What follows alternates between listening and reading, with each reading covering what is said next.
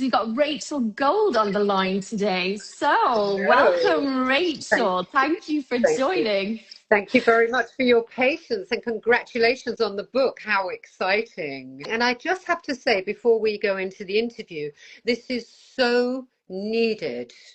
Thank you. People who want to be stylists, it's like a maze out there. How can they really know and really discover what actually goes on? It always looks so glossy, but this book is really showing it, the nitty-gritty, the good Oh, and the bad and the ugly. thank you. That's it. When I sat down to write it, I was like, this is going to be reality. It's not Yeah. just going to be ultra gloss. So, Yes. thank you for everyone who has joined. So, what we'll be talking about today is topics that are in my book, Fashion Stylist: 7 Proven Steps to Build a Banging Portfolio, a Powerful Network, and Make Shit Happen. And for each Instagram Live, I invite a brilliant guest to come on and discuss topics from my book from their own personal perspective. So tonight I have the wonderful Rachel Gold, who is a celebrity stylist and mindfulness expert. So delighted to have you, Rachel. Thank you, Christine. Thanks. Delighted to be here. And hi, everyone. Good evening. So let's kick off because you've already mentioned it. I wanted to talk about the reality of being a stylist. And what I say in my book is there's a lot of media peddling the myth that, to be a stylist, you need to be this tantrum-throwing diva. You need to have an ego that's the size of the sun. You're like living in pure glamour 100% of the time. But the reality is, yes, there is glitz and glamour galore, but also the other side of it is you really have to roll your sleeve up and get the work done. Yeah. Like, I remember at midnight pulling horse shit and muck out of the soles of 20 pairs of men's boots before I could return them to a PR the next day. So you've got to be prepared to do the work that a lot of people don't expect is going to be there. So with that, my first question is, what has been your glossiest moment as a celebrity stylist where you think, yeah, I've made it, this is glamour? And conversely, what's been your toughest behind the scene task that you just had to get stuck in and do to get the job done? I think one of the to say a highlight, I'd say the purest glamour was the super yachts because I do a number of those every year. And these are those huge floating, I mean, I don't know how you even describe it. You've got a helicopter landing in front of you. You're standing in the captain's galley or whatever you call it. And you've got the models all there, all looking absolutely amazing, ready to go out the doors. And then you've got a helicopter coming out of the sky towards the boat. All the models are looking amazing. It lands and then they step outside into the sunlight. And it's all something that you have created. Obviously, you've worked to a brief from the art director and whatever, but it is just the most incredible experience you can ever imagine. I mean, it's pure glamour. There's drones in the sky, there's speedboats going around. It's like a James Bond movie. Love it. Same shoot. 4 o'clock in the morning, there you are, not having slept because you only finished at sort of 12 o'clock that night. You feel, I know you were talking a little bit about the seasick. You don't get that so much on those boats because they are so big. But you've got 4, 5 models all waiting to be dressed. You've got hair, you've got makeup, you've got a screaming art director who's saying, quick, quick, quick, we've got to catch the light. You're rushing around, the steamer didn't work, the clothes are hanging up and then they change their mind and they want something completely different. And you have to literally put your ego aside and say, I'm going to get this job done. Come on, everyone, let's go. But the thing is, we've really moved from how we were kind of 20 years ago, where these art directors would be screaming and throwing their toys out of the pram. We've now moved into, you really can't speak to people like that anymore. Yeah. But within saying that, you've then instead of got them, instead of having them screaming, there's all this undercurrent of very kind of like passive aggressive kind of demand. And it's the question of how much demand you can put on yourself and whether or not you can get this done. Because if you miss it, you've missed the light, you've missed the shot, the whole thing can be screwed up. So it is incredibly stressful. Time is everything when you're a Everything, stylist, isn't it? everything. Time, knowing the time of the day. I say this all the time when I'm teaching. When I used to teach at St. Martin's, it's like you need to be aware of time. Yes, yes. So, speaking of yachts and celebrities, I recall in my book, I talk about this and being on a shoot in Monaco, and it was on a small yacht, and it was, super luxurious, high fashion, high heels, timepieces. The sun is shining, the sea is azure blue. And then every time we stopped to shoot, the seasickness was completely unbearable. Like all of us on the boat just wanted to throw up, and we were clutching our stomachs, and we were like, this is so embarrassing because I'm in front of all of my peers. And Yeah, I was also dressing the world's number one sports star at the time. And I was like, I yeah. really don't want to throw up in front of her, but she was I, also very sick. right. And the team just had to pull together. We had to keep the boat flying really, Yeah, really yeah, yeah. fast. Like Yeah. hair was going in her face. Like we were trying to grab her so she didn't fall off the boat. And in the end, the images looked completely fabulous.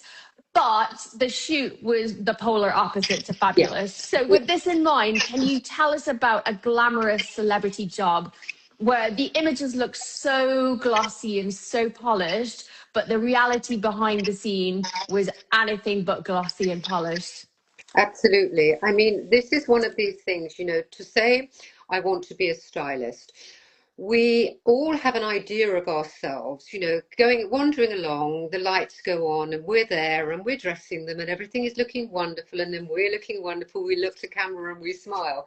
The reality is you're following someone behind. You've tried to squeeze them into the dress and the dress doesn't fit. I can't mention who it was, but the dress did not fit. I had to get a pair of scissors and cut all the way up the back of the dress. So if you can imagine, she's walking on to set, everybody's ready, and I'm behind her with a great big pair of scissors, literally cutting up from the back of her knees Oh all my the way goodness. up this dress. And at the same time, trying to kind of sew with a needle and thread so that the whole thing doesn't fly off. Yeah. And the photographer's screaming, get on with the fucking job. And you're like, just a slight technical error here, just something really. Exactly, and of course, who gets to blame? Well, I didn't know what size she was because she didn't tell me the right size. This always happens. This always happens. And this comes down to having the mindset of a stylist and being able to laugh and Yeah, dance through the pandemonium. yeah, And a lot of what I talk about in my book is the mindset because this is yeah, key for success.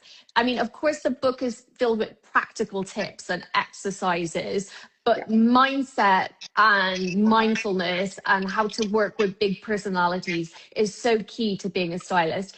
And I love that you've had a 35-year career as a celebrity stylist. And then during the pandemic, you pivoted into a whole new brand of styling where you've combined your love of wellness and mindfulness. You're now a mindfulness expert, and Yeah. you help clients bridge the gap between their inner and outer world. And I know you had said that you initially started your mindfulness practices as a way to stay grounded when working as a stylist on all of these shoots. So, what would be your top tips for aspiring stylists who maybe feel a little bit uncertain or a little anxious before a shoot? Like, what can aspiring stylists do to calm their minds and feel more confident on set? Look, I have to say that being a stylist, the main thing is creating the dream. You're trying to create someone else's dream as well as your own. So the expectations are incredibly high. And one of the biggest fears that we all have is being judged by others. Now, not only are we allowing others to judge us and for us to be fearful of that, but we're also judging ourselves very harshly. Mm. So often we say things to ourselves that we wouldn't dream of saying to someone else. So that is one thing. I think the other thing is to actually just stop before you go on set or even before you leave your house with your 38 bags of clothes and just take a deep breath and say, are these voices in my head that are telling me I'm shit and I'm not going to be able to do the job and it's all going to go wrong? Yeah. Are these voices telling me the truth? Or am I just having imposter syndrome and getting a little bit worried about it? So the important thing is to be able to stop, be in the moment, take a few deep breaths, ask yourself, is what I'm saying kind? Is it real? And am I going to do this? Hell yes, I'm going to do it. So Hell that's my yes. main thing. I love that. You know, it's so simple, but it's very honest. You have to have that conversation and check in with yourself. So I love that. That's Yeah, really simple to do yeah, and really, really beautiful. You're basically regulating your nervous system yeah. and identifying that you're having a moment of imposter syndrome, but you're not going to let it hold you back. Yeah, and also, don't judge yourself too harshly. You will do a wonderful job. If you know what you're doing, preparation is the key.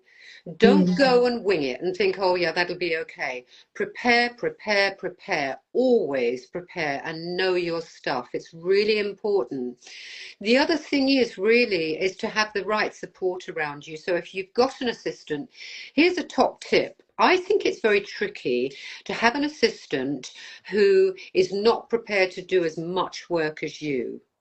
You Mm. really need to interview who you are going to have assisting you, and you need to make sure that they really do have your back and that they're not going to be off talking to someone else, doing something else, taking some telephone numbers and not having your back. It's really important that you surround yourself with people who will support you. Super important that. Absolutely. And great. Take note, any aspiring stylists that want to assist. Yes. This is what Rachel is looking for if you want to work for her. Yeah, yeah, So, yeah. from celebrity styling to personal style, I wanted to talk about my own personal style and then on about you working with your clients' personal styling. So, in the beginning of my book, the first four chapters are dedicated to networking because Yeah, that's hugely important for being a stylist and opening doors for yourself. yeah. But I understand that not everyone is ultra confident and showing up and networking and going to these press and PR events. And, you know, in the book, I talk about in my early days, like I felt like in order to be taken seriously as a stylist, I needed to show up like I was on the cover of Vogue Italia. And do you know what I mean? Which is like ridiculous. So I remember, and I do mention this in the book, like showing up to a press event in these cherry red PVC trousers on the hottest day of the Oh, year. So like right. so sweaty. No, And then like a waspy corset, which right. obviously restricts breathing. So when you're anxious, restricting your breathing is like a really bad choice. And then just wearing these high heels that I was like hobbling in. And as soon as I got to the event, I just walked in. I felt so uncomfortable and I walked straight back out and left. And then I beat myself up the whole way home because I was like, you were meant to go there and network and you didn't talk to anyone or see anything. Yeah, yeah, And I think this is something that everyone encounters. And a lot of it is dressing for other people's expectations. yeah, And this is what you work on so yeah. deeply with your clients. So when you're combining your styling and your life coaching, you're bridging the gap between who they authentically are and who they've been presenting themselves to other people as based on other people's expectations. Absolutely. So in terms of personal style, like what does your most empowered self look like? And how do you advise clients or aspiring stylists to combine this, you know, approach of mindfulness with style? Okay, I think the first issue here is that we, as stylists, generally speaking, I would say that our common core is that we all want to help someone else. But of course, putting someone else on a pinnacle being more important than you is not the way forward. So the first thing we have to begin with is ourselves, doing our wardrobe as we would a client.